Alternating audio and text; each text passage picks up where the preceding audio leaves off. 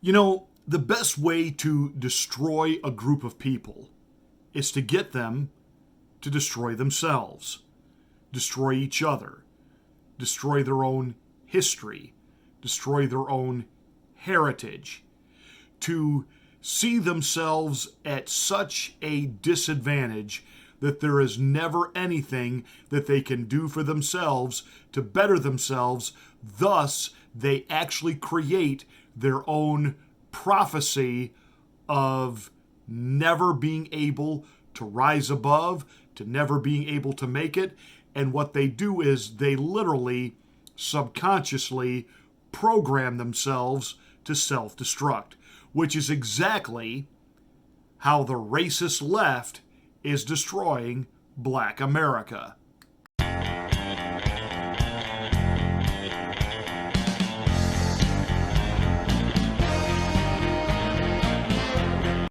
We couldn't get her back now if we wanted to. I don't have time for Mrs. Elliott's problem. Well, you better make time. We are being crucified by a process that is turning blacks into a permanent underclass here, Frank. A permanent underclass.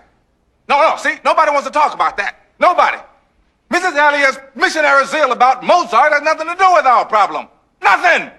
What good is Mozart going to do a bunch of children who can't go out and get a job? Just a really, really quick history lesson here. You do know that the Ku Klux Klan, the KKK, was actually created by Southern Democrats. At the end of the Civil War, during Reconstruction, when the South was welcomed back into the United States Congress, it was the Southern Democrats that created the KKK to deal with the so-called Negro problem. And then, of course, let's not forget that what fuels all of this clashing of the races that we have in our country has to do with absolute secular science. Oh, I know. We have the Dr. Fauci's out there running around telling us we need to trust the science. But yet, isn't it amazing when he gets called on the carpet about something where he's flipped, flopped, or outright lied?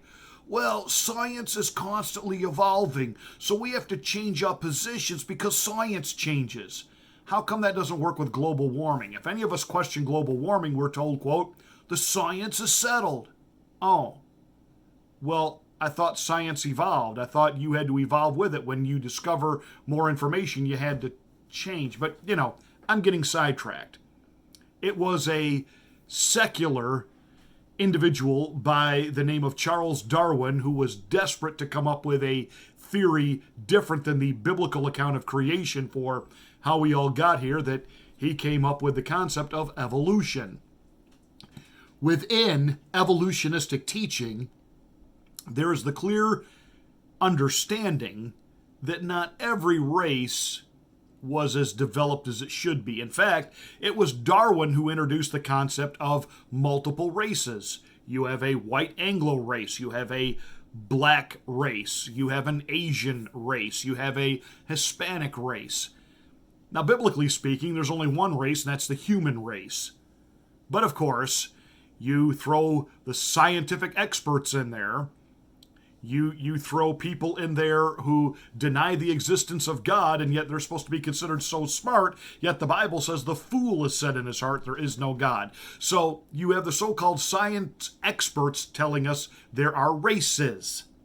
Now, whenever you create races, teams, fill in the blank with the adjective that suits you, you're going to automatically have competition. Darwin said that basically the darker races, they were dark because they weren't developed. They were inferior. That's where the whole concept of the black people being an inferior race came from. Now, push Darwinism ahead into the dawn of the 20th century, and people like Margaret Sanger, who was into eugenics and the founder of Planned Parenthood, we have to, quote, purify the races. That sounds a little Hitler-esque, but actually, sadly, it was born here in the United States through the eugenics movement. Margaret Sanger created Planned Parenthood to rid the world of what she called, and I quote, human weeds. Those human weeds, of course, being the black population, the black race. And today, where are the vast majority of abortion mills in this country? they are in minority ethnic neighborhoods, or where minority ethnic citizens have relatively quick, easy access. Think about that. And the very people, the left that to its core are the racist, have learned how to spin the narrative in such a way that, well, we're for Black America. We are for the oppression and the oppressed, and we want them set free. When in reality, what they do is they keep impeding their progress, impeding their growth and their development. They've stuck them on modern plantations that we call government housing. We give them free, because what we've told them is, you're too stupid to earn any of this on your own. You're too stupid to make it. And now, through the new critical race theory, where we're teaching that there is systemic racism in everything. Everything is racist. You had some whack job professor the other day talk about a certain breed of bird is naturally racist because it will only dwell in what we call Scandinavian or among white populace. You just can't make some of this stuff up. Babies are racist. That teaching was exploding all last summer, talking about that you put babies together for the first time. White babies will be drawn to white babies, and black babies will be drawn to black babies. And it's obviously because the black babies feel threatened by the white babies because of racism. How about it is designed by God within human nature to go to the thing that's familiar? And would not a baby, if it's a white child, probably white parents, white siblings.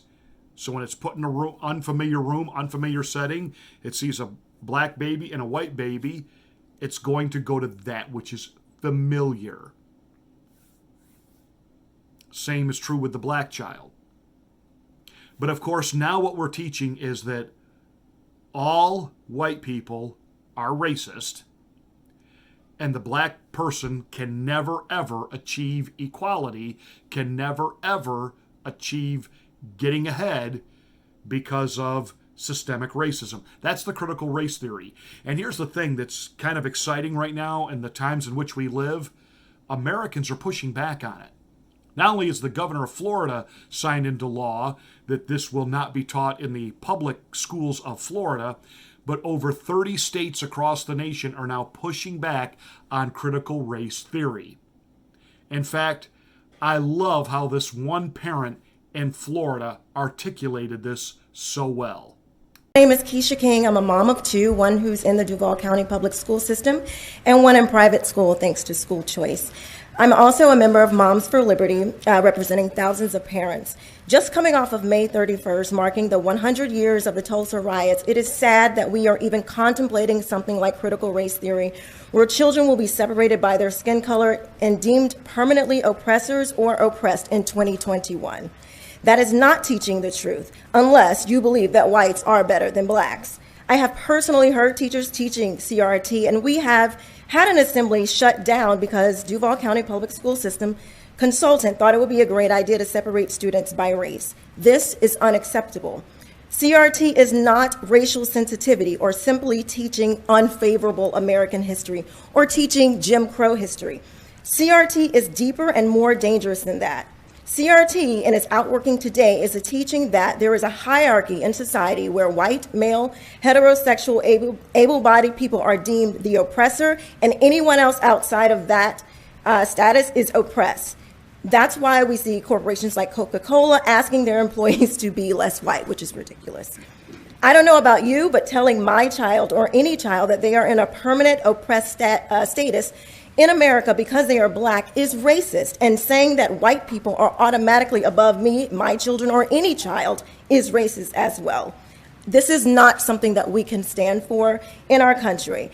And don't take it from me, look at the writers of these types of publications. Our ancestors, white, black, and others hung, bled, and died right alongside each other to push America towards that more perfect union. If this continues, we will look back and be responsible for the dismantling of the greatest country in the world by reverting to teaching hate and that race is a determining factor on where your destiny lies. Thank you. Thank you, ma'am. Boom, and there it is. And what's encouraging about all this, all over the country, there is a backlash. And public school administrators right now, to be honest with you, along with public school boards, are a little bit taken back that they are getting so much backlash against this. In fact, state of Florida has made it abundantly clear. You will honor American patriotic holidays. You will honor the Constitution. You will teach only a history which lines up with that, which has been considered the traditional, accepted American traditional history when it comes to the founding of our nation, which is then, of course, supported through the Constitution. And of course, this is going to get the advocates on the other side all ranked up, and this is prejudice, and we need our Juneteenth, and this country was built on the backs of slaves, even though it wasn't, because the culture that did perpetuate that, the South, when Civil War broke out, they were destined to fail, destined to lose, because the very thing they were fighting for was the very thing that had held them back economically. They had no developed industry, no developed manufacturing, and they ultimately, in the end, could not financially sustain a prolonged projected war, nor could they resupply themselves because the whole system they were fighting for actually perpetuated and contributed to their demise.